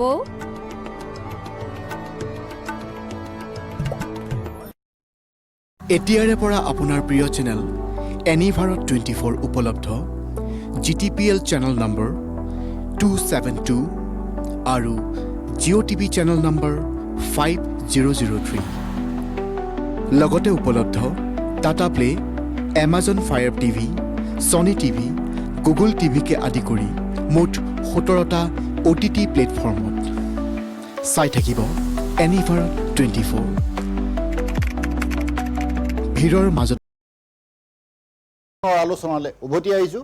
জুবিন মৃত্যুৰ 22 দিন আৰু প্ৰশ্নবোৰ এই গুৰুত্বপূৰ্ণ বিষয়টোত আমি আলোচনা কৰি আছোঁ মই আহিছোঁ অনিন্দিতা দাসৰ ওচৰলৈ আৰু অনিন্দিতা দাসকো এই কথাটোৱে মই সুধিব বিচাৰিছোঁ এনেধৰণৰ নপতা ফুকনে এটা দবদবাই ফুৰিছে আমাৰ সমাজত প্ৰত্যেকজন এনে নপতা ফুকনক আমি লক্ষ্য কৰিছোঁ তেখেতসকলৰ লগত ইমানেই ঘনিষ্ঠ আছিলে জুবিন গাৰ্গৰ এনেধৰণৰ কথা বতৰাবিলাক বতাহত খুব চৰ্চিত হৈ আছে আপুনি কি কয় এনেধৰণৰ প্ৰক্ৰিয়াৰে আমাৰ শিল্পীগৰাকীৰ অমূল্য সৃষ্টিৰাজি আমাৰ যি সম্পদৰাজি আমি সযতনে ৰাখিব পাৰিম আমি সংৰক্ষণ কৰিব পাৰিম নে কি হ'ব আপুনি কি কয় জুবিন দাই যিখিনি দি থৈ গ'ল আমি জ্যোতিপ্ৰসাদ আগৰৱালা বিষ্ণুপ্ৰসাদ ৰাভা আৰু ভূপেন দাৰ পাছত জুবিন দা আৰু 90 দশকৰ সেই আলফাৰ সময়ৰ পৰা যিটো দুৰ্দশা অসমৰ সমভূমিত হৈছিলে তাৰ পৰা জুবিন গাৰ্গৰ গানে যিটো সৃষ্টি আনিলে এটা সময় আহিছিল যে অসমীয়া গীত গাবলৈ বাহিৰৰ পৰা গায়ক আনিবলগীয়া হৈছিলে আৰু সেই সময়তে জুবিন দাই অসমীয়া মানুহখিনিৰ মাজত যি ধৰণে সোমাই গ'ল এই যে সেইকাৰণে 3-4টা জেনেৰেশ্যন জুবিন দাৰ অনুৰাগী সেইবাবেই জুবিন দা চাগে আজি আমাৰ বুকুত আছে আৰু আমাৰ বুকুত কিয় সমগ্ৰ পৃথিৱীৰ বুকুত আজি জুবিন দাৰ নাম পৰিচিত হৈ থাকিব আছে জুবিন দাই থাকোতেও বহুখিনি দিছিলে আৰু যোৱাৰ আগতো দি থৈ গ'ল সো জুবিন দাই সদায় কৈছিল যে জাতি ধৰ্ম ভাষা নিৰ্বিশেষে আমি অসমীয়া হ'ব লাগে লগুণডাল ছিঙি দিছিলে তেওঁ ভয়ৰ কৈছিলে তেওঁ কোনো জাতি নাই কোনো ভগৱান নাই কোনো ধৰ্ম নাই আৰু যোৱাৰ শেষ সময়তো সেই কথা কিন্তু সেই মেছেজটোকে দি গ'ল সো জুবিন দাই যেতিয়া মৃত্যু ঘটিলে আমি দেখিছো জাতি ধৰ্ম বৰ্ণ নিৰ্বিশেষে আমি কোন মুছলিম কোন হিন্দু আমাৰ অসমখনৰ আজিকালি সাম্প্ৰদায়িকতাৰ ভৰি পৰিছে এনি টাইম হিন্দু মুছলিম তাৰ মাজত আমি হিন্দু মুছলিম পাহৰি কেৱল জুবিন অনুৰাগী হিচাপে জুবিনৰ অসমীয়া জুবিনে ভাল পোৱা অসম হিচাপে অসমীয়া হিচাপে যি ধৰণে ওলাই আহিলে বাজিছে মায়াবিনী গীত আমি নিজে সেইটো এন্থেম হৈ পৰিলে মায়াবিনী এন্থেম হইল অসমীয়া জাতিৰ কাৰণে মায়াবিনী এটা মায়াবিনীটো যেতিয়া বাজে বুকুত আজি এতিয়া শব্দ হ'ব ধৰিলে মায়াবিনী এটা গানহে আছিলে সেই গানটো অসমীয়া মানুহৰ বাবে আবেগ অনুভূতি সকলো হৈ পৰিলে গতিকে জুবিন দাই জীয়াই থাকোতেও যিখিনি দি গ'ল আৰু যোৱাৰ সময়তে যি দি গ'ল এয়া অসমীয়া জাতিয়ে গ্ৰহণ কৰি আগুৱাই নিব লাগিব কৈছো না আমি জুবিনৰ জেনেৰেশ্যন বুলি আজি ক'বলৈ আমি আমি আমি মানে খুব আমি কুণ্ঠাবোধ নকৰো যে জুবিনৰ জেনেৰেশ্যনৰ মানুহ আমি জুবিনৰ যুগৰ মানুহ আৰু জুবিনৰ প্ৰজন্ম জুবিন গাৰ্গে দি যোৱা প্ৰজন্ম আৰু জুবিন গাৰ্গৰ চিন্তাৰে আমি আগুৱাই যাব লাগিব আৰু জুবিন গাৰ্গে সদায় কৈছিলে জাতি ধৰ্ম বৰ্ণ নিৰ্বিশেষে আমি অসমীয়া জাতিটো একত্ৰিত হ'ব লাগে জুবিন দাই এটা কথা কৈছিলে তেওঁ যেতিয়া আমি মঞ্চত হিন্দী গান গাবলৈ যেতিয়া মনা কৰিছে তেওঁ কৈছিলে মই হিন্দী গান গাম কিন্তু এটো নাছিলে যে তেওঁ অসমীয়া ভাষা তেওঁ কৈছিল যে মঞ্চত আমি হিন্দী গানটো গালে অসমীয়া ভাষাটো কমি নাযায় বা অসমীয়া ভাষাৰ সৌন্দৰ্যতাটো কমি নাযায় গতিকে তেওঁ যে এই আপোনাৰ বিশ্লেষণাত্মক জাতীয়তাবাদ এই যে আপোনাৰ এটা আপোনাৰ প্ৰগতিশীল জাতীয়তাবাদ এইটো খুব মানে আমি ল'ব লাগে অসমীয়া মানুহে আৰু শেষতো আৰু এটা কথা কওঁ আমি জাতি ধৰ্ম বৰ্ণ নিৰ্বিশেষে অসমীয়া জাতীয়তাবাদৰ যিটো উদাহৰণ জুবিন গাৰ্গে দি থৈ গ'ল সেই জাতীয়তাবাদৰ উদাহৰণটো লৈ আমি আগলৈ আমি আগবাঢ়ি যাব লাগিব অসমীয়া জাতিয়ে আৰু অসমীয়া জাতিৰ বাবে হয়তো এই সুযোগ এই সুবিধা অন্যতম হিচাপে সময় আহ্বান এই জুবিনদাৰ এই যোৱাৰ পাছত যিখিনি হৈ গ'ল এয়া সময় আহ্বান যে আমি আকৌ সেই উভতি গৈছো যে আমি যিটো বৰ্বৰতা আৰম্ভ হ'ল আমাৰ অসমত যিটো সাম্প্ৰদায়িকতা আৰম্ভ হ'ল তাৰ পাছত জুবিন গাৰ্গৰ মৃত্যুৰ সময়ত আমি যিখিনি দেখিলো এয়া আচলতে প্ৰকৃত অসম আৰু অসমীয়া আৰু অসমীয়া মানুহে এইখিনিয়ে বিচাৰে বাকী আমি একো নিবিচাৰো সঁচা অৰ্থত জুবিন গাৰ্গে জীয়াই থাকোঁতে আমাক যি দিলে মৃত্যুৰ পাছতো তাতোকেই বহুত বেছি দিলে সেই কথা আমি মৰ্মে এতিয়া উপলব্ধি কৰিছোঁ মই আহিছোঁ বৈকুণ্ঠ প্ৰিন্স পাঠকৰ ওচৰলৈ আৰু তেখেতক মই অকণমান আমাৰ মূল প্ৰসংগৰ লগত সম্পৰ্ক ৰাখি এটা বিষয় সুধিব বিচাৰিছোঁ কাৰণ তদন্তবিলাক চলি আছে তদন্ত 3 মাহৰ পাছত SITৰ প্ৰতিবেদন দাখিল কৰা হ'ব বুলি স্বয়ং মুখ্যমন্ত্ৰীয়ে ঘোষণা কৰিছে তাৰ মাজতে ইডিৰ কথা আহিছে ইডিয়ে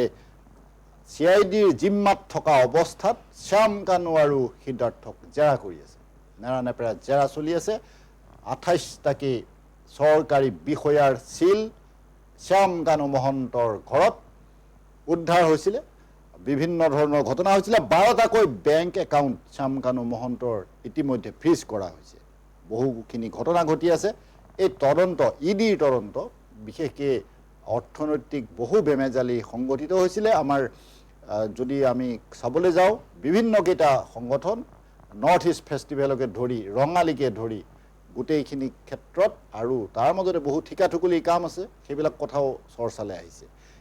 এই গোটেইখিনি প্ৰক্ৰিয়াৰ তদন্ত সঠিকভাৱে সময়ত হ'ব বুলি আমাৰ পাঠকে ভাবেনে চাওক এতিয়া শ্যাম কানু মহন্তই যি ধৰণে এক প্ৰকাৰে ঠিকাদাৰ এক প্ৰকাৰে কোনোবা এটা দলৰ মানে সদস্য তাৰপিছত ফেষ্টিভেলমুখী তেওঁ যিটো এটা জয়যাত্ৰা ইলেকশ্যন খেলাৰো এটা গোপন অংক থকাৰ আমি খবৰ লাভ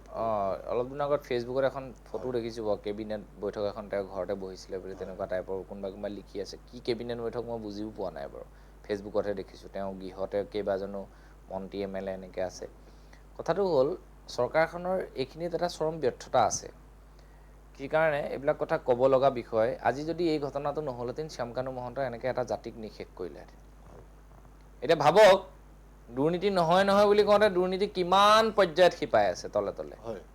মানে কি কেইটামান মানুহে দুৰ্নীতি কৰিব বাকীখিনিয়ে পেটত গামোচা বান্ধি খাব এইবিলাক হ'ব নেকি এইবিলাক কথা আজি পোহৰলৈ কেনেকৈ আহিলে দাদা মৃত্যু হোৱাৰ পিছত আহিছে ধেমালি ডাঙৰ কথা নেকি এইবিলাক চিন্তা কৰিব ইমান চিল মোহৰ তেওঁ ৰাখিছিলে ঘৰ ইমান আটক ধুনীয়া একেবাৰে বিশাল অট্টালিকা মন্ত্ৰী ওচৰে পাজৰে ঘৰ ৰাতি হ'লে ইফালে ইফালে খাবলৈ অহা যোৱা কৰিব পাৰে মানে কোনো ফালৰ পৰা বাধা নাই চব ফালে তেওঁ জয় মই চাওক আৰু এটা মই কথা কওঁ তাৰ মাজতে তেওঁলোকৰ পৰিয়ালত ভাল মানুহ আছে আপুনি ভাস্কৰ জ্যোতি মহন্ত ছাৰৰ যিগৰাকী ৱাইফ তেওঁ কিন্তু এগৰাকী সৃষ্টিশীল ভাল খুব ভদ্ৰ নম্ৰ মানুহ হাজবেণ্ড যেতিয়া তেওঁ DGP হৈ আছে তেতিয়াও কিন্তু একদম সহজ সৰল মই কেইবাটা অনুষ্ঠানতো ভাল অনুষ্ঠানত লগ পাইছোঁ আমি চাওক খুট মিলাই যিমানেই দুখ বেদনা ক্ষোভ নাথাকক ভাল মানুহ এগৰাকীক খপকৈ মই বেয়া বুলি কৈ দিব নোৱাৰোঁ পৰিয়ালটোৰ কোনো সদস্য আছে যি অসমৰ কথা চিন্তা কৰে বা এই দুৰ্নীতিবোৰ বেয়া পায় কেতিয়াবা এনেকুৱা পৰিস্থিতি পৰিৱেশ হয় যে দেখিও আমি মাত নমতাকৈ থাকিব লগা হয়নে নহয় গতিকে পৰিয়ালৰ কিছুমান মানুহে ঘপককৈ বহুত বেয়াকৈ লিখি দিয়ে সেইবিলাক হ'ব নালাগে আচলতে অলপ চাই চিতি আমি মই ক'লোঁ নাই জুবিন গাৰ্গ ডাঙৰীয়াৰ এই যিটো গোটেই ইনভেষ্টিগেশ্যন প্ৰক্ৰিয়াটো যাতে বেলেগ ফালে গুচি নাযায় এতিয়া মানুহবিলাকক দেখিছোঁ ইটো উলিয়াইছে সিটো উলিয়াইছে কিন্তু আমাৰ এটা ফ্ৰেণ্ড চাৰ্কুলে আমি সদায় চিন্তা কৰি আছোঁ বা অসমৰ ৰাইজে চিন্তা কৰি আছে যে কেনেকৈ ন্যায়টো পাম আমিতো একো ন্যায় নাপাওঁৱেই জুবিন দাই একো ন্যায় নাপায় কিন্তু ন্যায়টো মানে কি ন্যায়টো আৰু তেওঁ হেৰাই যোৱাৰ পিছত বেলেগকৈ ন্যায় এটা যে আমি আমাৰ কিছু সান্তনা আমি ল'ম যে এনেকুৱা ধৰণৰ ঘটনাটো এনেকুৱা হ'ল, এইটো ন্যায় বুলি একজেক্টলি আমি ক'ব নোৱাৰিম, আমি খুব দুখিতৰ শব্দই হ'ব এইটো। কাৰণ যিজন মানুহে বেলেগক ন্যায় দি আছিল তেওঁৰ কাৰণে আমি ন্যায় চিন্তা কৰাটো মই ভাবোঁ মোৰ কাৰণে একেবাৰে সপোনৰ অগোচৰ কথা হৈ আছে আজিৰ ডেটত। কিন্তু আমি সঠিক ৰিজাল্ট এটা পালে আমি এটলিষ্ট এটা প্ৰজন্মই এটা সান্তনা পাম, আৰু সেই সান্তনাৰ টোপোলাটো লৈ আমি ভৱিষ্যত প্ৰজন্মটো ক'ৰবাত এখোজ দিবৰ কাৰণে চিন্তা কৰিম। আৰু SIT বা চৰকাৰ প্ৰসংগত ভিন্ন ধৰণৰ ভিন্ন প্ৰশ্ন আহি আছে। SITত যিসকল বিষয়া আছে, মই আগতেও কৈছোঁ, মুন্না প্ৰসাদ গুপ্তা আছে, তেওঁ গৰিমা থকা এজন আৰক্ষী বিষয়া, ৰৌজি বাইদেউ আছে, তেখেতসকলৰ মোৰ নিশ্চিত মই তেখেতসকলৰ ওপৰত মোৰ এটা বিশ্বাস আছে যে তেওঁলোকে ক'ৰবাত নহয় ক'ৰবাত খুচৰি মেলি উপযুক্ত যিটো তেওঁলোকক যদি অকণমান খুলি দিয়ে, তেওঁলোকক যদি তেওঁলোকৰ মতে কাম কৰিব দিয়ে, নিশ্চিতভাৱে আমি কিবা এটা ন্যায় পাম, কিবা এটা। কাৰণ অলৰেডি বহুদিন হৈ গৈছে মানুহবিলাকৰ ভিন্নজনৰ। এতিয়া চাওক, আজি খুব বেয়া লাগিছে যে লগতে থকা মানুহবিলাকে চবেই বেলেগ বেলেগ কথা কৈ আছে। মই বাৰে বাৰে এই কথাটো কৈ আছোঁ, চবৰে মন্তব্য বেলেগ বেলেগ হোৱাক লৈ সকলো দুমোজাত পৰি গৈছে, আজি যদি এটা কাইলৈ এটা। আৰু ইণ্টাৰেষ্টিং কথা, মই সিদিনা এটা ছেটেলাইট চেনেলত যেতিয়া মই টক শ্ব'ত বহি আছিলোঁ, তেতিয়া এটা নিউজ আহিলে, ব্ৰেক কৰিম বুলি ক'লে অকণমান আমাক ৰখাই পেলাই ব্ৰেক কৰিলে যে শ্যাম কানু মহন্তৰ ঘৰটো চিল কৰা হৈছে। চিল কৰাৰ পিছত আকৌ ঘৈণীয়েকে গৈ কেনেকৈ চেণ্ডেল ওলোমালে, ডাঙৰ কথা, ঘৈণীয়েক কেনেকৈ সোমাই গ'ল এইটো মই নাজানো দেই। মই একদম ক্ষমা বিচাৰিছোঁ, মই জাষ্ট এজ এ মানুহ মই জানিবহে বিচাৰিছোঁ, মই নজনা কথাটো শিকিবহে বিচাৰিছোঁ। ৰাইজৰ পৰা কোনোবাই যদি জানে এই কথাটো ক'ব যে তেওঁ কেনেকৈ সোমালে গেটখনৰ পৰা। চিল কৰি দিয়া, ঘৰটো চিল কৰা মানে গেটত চিল, ৰঙা ওলমি থাকে, কিন্তু তেওঁ গৈ আকৌ কেনেকৈ সেই ঘৰটোত সোমালে। আৰু তাতে থকা মানুহখিনি বাৰু ঠিক আছে, তেওঁলোক কামলা দুই এজন মানুহ বন কৰা মানুহ তাতে আছে, সেইটো কথা বেলেগ বাৰু। কিন্তু তেওঁ গৈ চাবিও দেখোন লৈ পেলাই মেইন এখন গেট খুলিছে। মই সেই কথাটো চাওক, শ্যাম কানু মহন্তৰ লগত না মোৰ ব্যক্তিগত শত্ৰুতা আছিল না মোৰ কিবা আছিল। মইতো তেখেতক দুই এবাৰ লগ পাইছোঁ, তেখেতে ফেষ্টিভেলৰ কথা কয়, কিবা কিবি কথা কয়, মই শুনো। অ'কে, মই ছিংগাৰো নহয় বা মই একো নহয়, তেওঁ কিবা অনুষ্ঠান পাতিছে, আমি ওচৰতে অনুষ্ঠান হৈছে বুলি আমি চাবলৈ গৈছোঁ। কিন্তু যেতিয়া এই চক্ৰান্তটোৰ লগত জড়িত বুলি কোৱাৰ পিছত পৃথিৱীৰ আটাইতকৈ ডাঙৰ শত্ৰুজনলৈ পৰিণত হৈছে তেওঁ আৰু সিদ্ধাৰ্থ। মই আকৌ কৈছোঁ জনসাধাৰণক যে যিজন সিদ্ধাৰ্থৰ সাংগু পাংগুৱে জুবিন গাৰ্গৰ অনুৰাগীয়ে জুবিন গাৰ্গৰ ভৰি চুবলৈ গ'লে মঞ্চৰ ওপৰৰ পৰা এনেকৈ দলিয়াই দি হৰ্ষ উল্লাস কৰে, ভালকৈ দিছোঁ, আপুনি চাব এক্টিভিটিজবিলাক চাব, আমি খুব সূক্ষ্ম নজৰ দি চাওঁ তেওঁলোকৰ যিটো উৎসাহ, যিটো তেওঁলোকৰ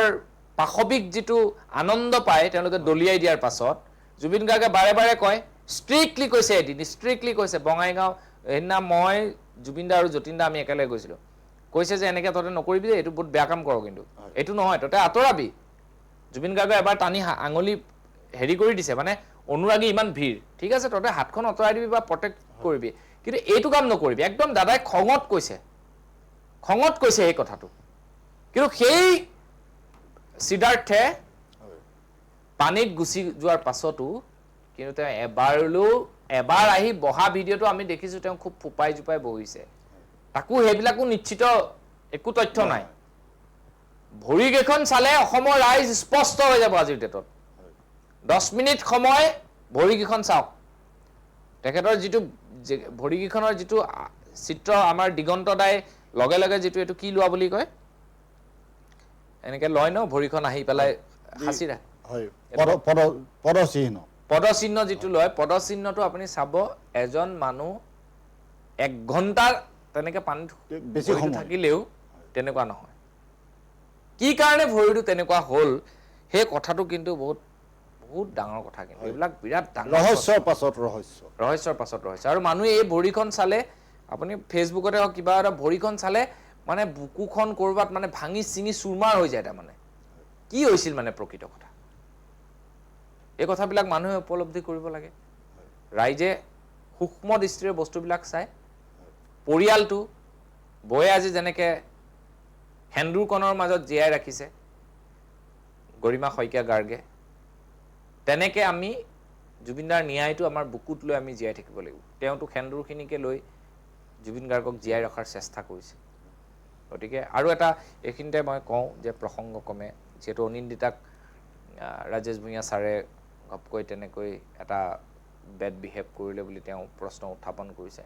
আচলতে এই সময়ত মানুহখিনি খুব ক্ষোভিত হৈ আছে আৰু যিসকল লগত থকা ব্যক্তি তেখেতসকলে আৰু আজিকালি কি হৈছে আপুনি ক'ব নিচিনা কণ্টেণ্ট মনিটাইজেশ্যন সকলোৱে আৰু যিসকল জুবিন অনুৰাগী আছে তেওঁলোকেও এইটো কাম কৰিব নালাগে আৰু তেওঁ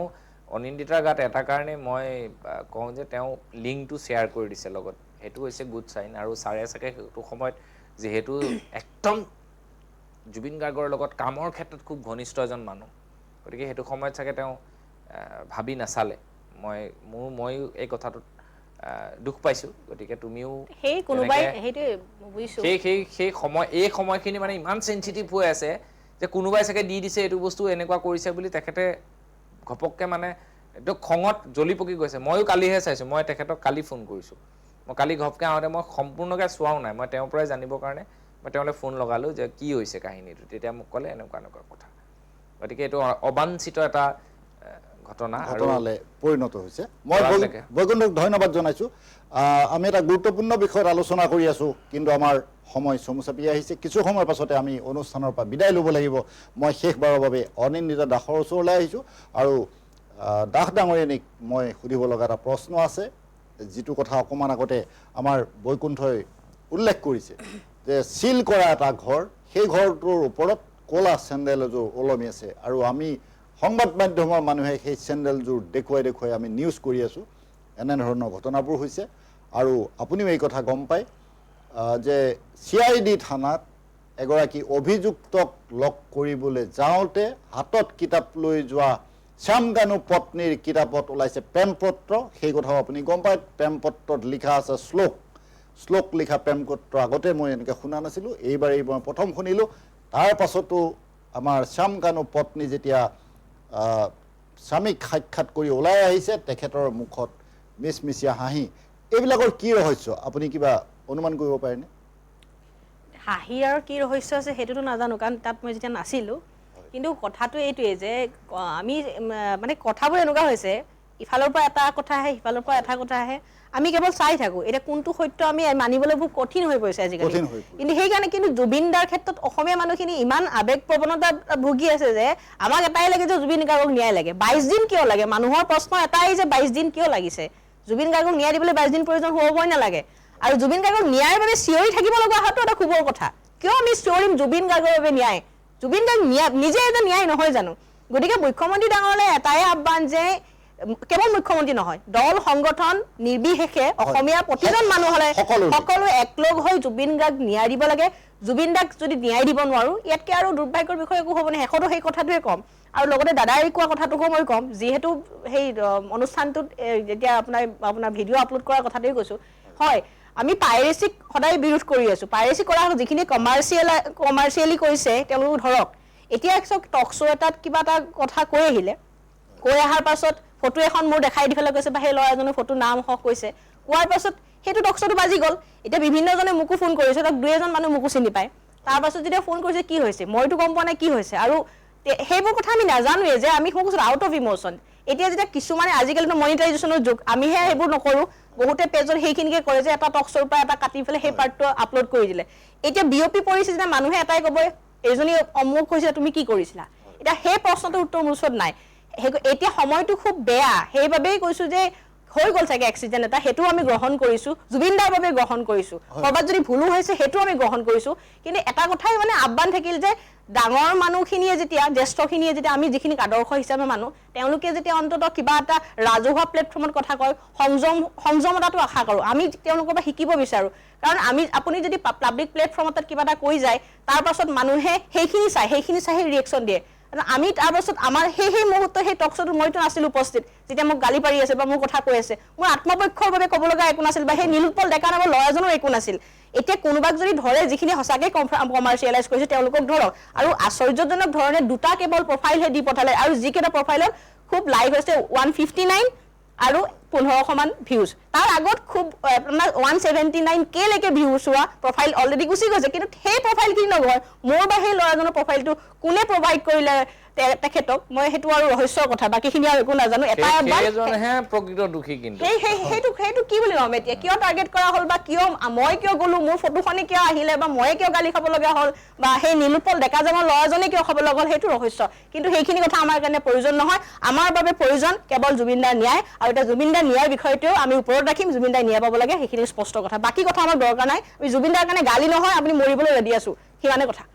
অনিন্দ্ৰ দাসক ধন্যবাদ জনাইছোঁ মই ধন্যবাদ জনাইছোঁ বৈকুণ্ঠ প্ৰিন্স পাঠকক দুয়োগৰাকী অতিথিয়ে বহুখিনি বিশ্লেষণ আপোনালোকৰ সন্মুখত আগবঢ়ালে আপোনালোককো ধন্যবাদ জনাইছোঁ এই অনুষ্ঠান ইমান সময় উপভোগ কৰাৰ বাবে এনেধৰণৰ অন্যান্য অনুষ্ঠান আৰু বিশদ বা বাতৰিৰ বাবে চাই থাকিব এনি ভাৰত 24 এতিয়া অনুষ্ঠানৰ পৰা বিদায় লৈছোঁ ভালে থাকিব